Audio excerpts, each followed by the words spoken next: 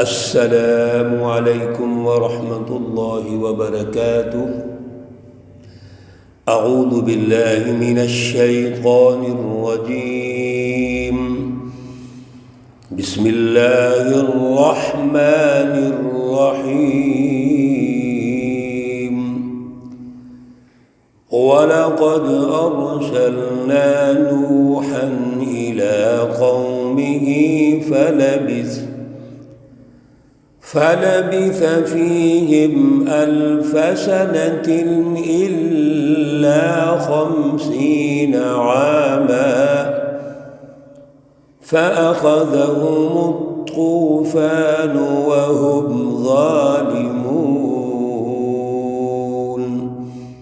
صدق الله العلي العظيم۔ اللهم صل على سيدنا ومولانا محمد النبي الأمي وعلى آله وأصحابه وبارك وسلم عليه۔ معزز سامعین و سامعات، سورۃ العنکبوت پارہ نمبر 20، آیات مقدسہ نمبر 14 تا 17 ہے۔ اللہ رب العزت ان آیات کا فہم اور شعور عطا فرمائے اور عمل کی توفیق اور صلاحیت عطا فرمائے۔ گزشتہ رکوع میں اللہ رب العزت نے وہ بنیادی اوصاف، بنیادی امتیازات ارشاد فرمائے جو ایک سچی جماعت کے ہوتے ہیں، جو سچی جماعت رسول اللہ صلی اللہ علیہ وسلم تیار کر رہے ہیں، جماعت صحابہ۔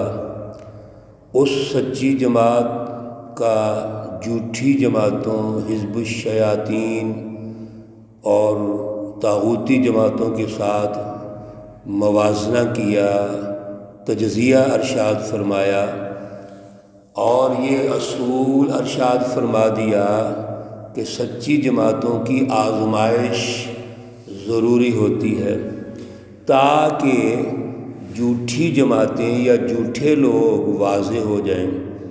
اگر کوئی جھوٹے ہیں، منافق ہیں، شر پسند ہیں اور بظاہر ایمان کا دعویٰ کر کے وہ سچی جماعت میں شامل ہونا چاہتے ہیں تو ان کو واضح کرنا ضروری ہے، اور واضح کرنے کا جو میرٹ ہے وہ آزمائش ہے، امتحان ہے، ان کو آزمایا جائے گا۔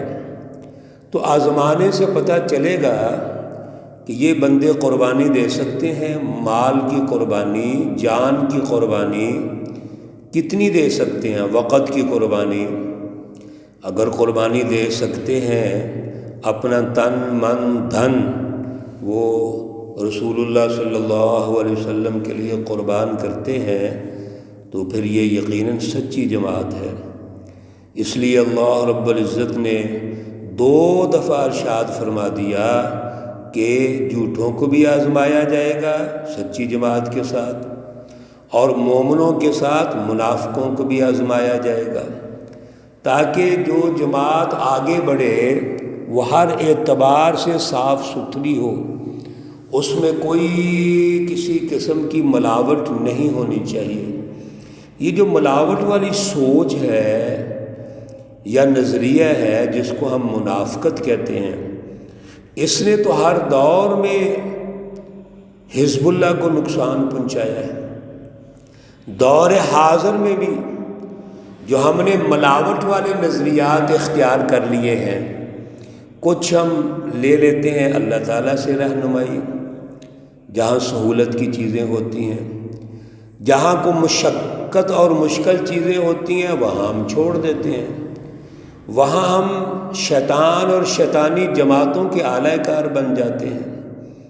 میرے عزیزو، یہ بات اللہ کو بالکل پسند نہیں ہے۔ اللہ ہمیں سچا ایمان والا دیکھنا چاہتے ہیں، ہمارا نظریہ سچا ہونا چاہیے، ہماری فلسفی سچی ہونی چاہیے، فلسفہ توحید، ہمارا عمل و کردار اس کے مطابق سچا ہونا چاہیے، دو نمبری نہیں چلے گی، منافقت ملاوٹ کسی قسم کی یہ نہیں چلے گی۔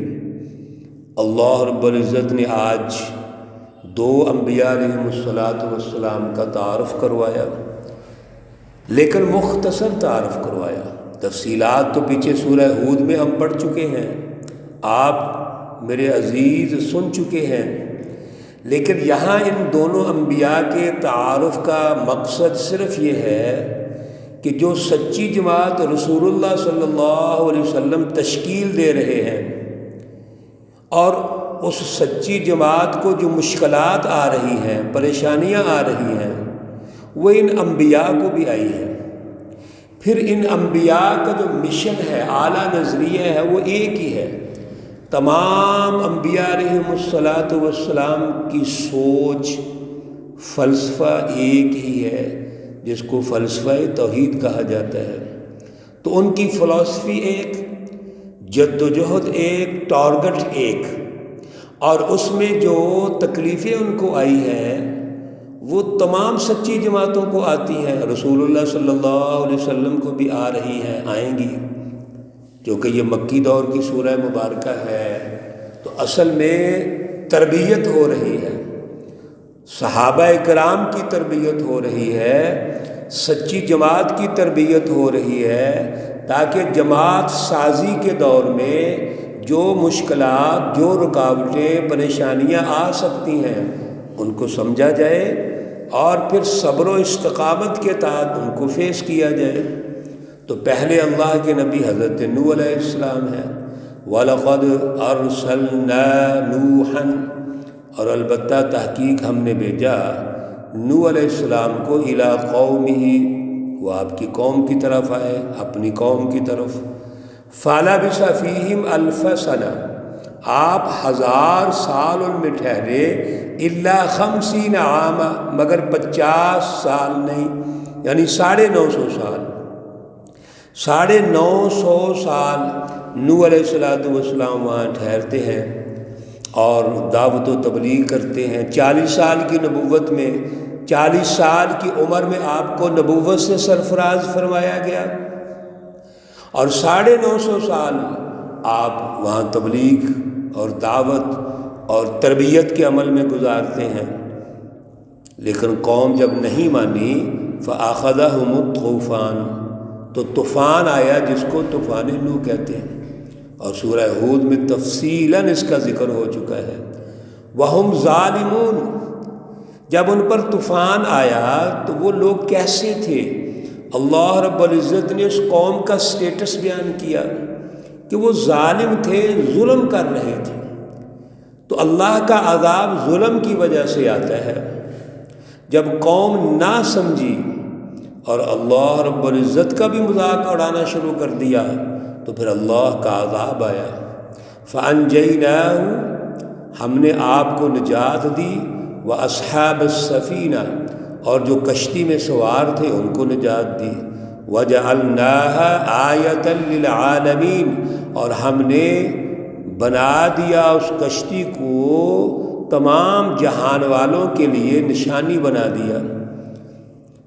عذاب کے بعد اللہ رب العزت نے حضرت نوح علیہ السلام اور آپ کے ساتھ جو سوار تھے ان کو بچا لیا، نجات دی، اور نوح علیہ السلام نے 60 سال تک پھر ان کی تربیت کی، ان کی ٹریننگ کی، آنے والے دور کے لیے اس سچی جماعت کو آپ نے ٹرین کیا۔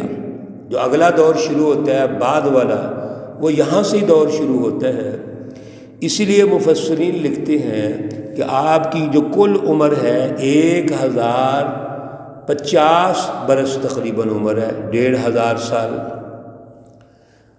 دوسرے اللہ کے نبی و ابراہیم، حضرت ابراہیم علیہ السلام ہے، اذ قال لقومہ اعبدوا اللہ واتقوا، جب آپ نے اپنی قوم سے کہا کہ اللہ کی عبادت کرو اور اسی سے ڈرو۔ یہ وہ اعلیٰ فلسفی بھی ہے، فلسفہ توحید، اور نظام ظلم کو بھی آپ نے للکارا کہ ڈرنا ہے تو اللہ سے ڈرو، اس وقت کا جو ظالم نمرود بادشاہ ہے اس سے مت ڈرو۔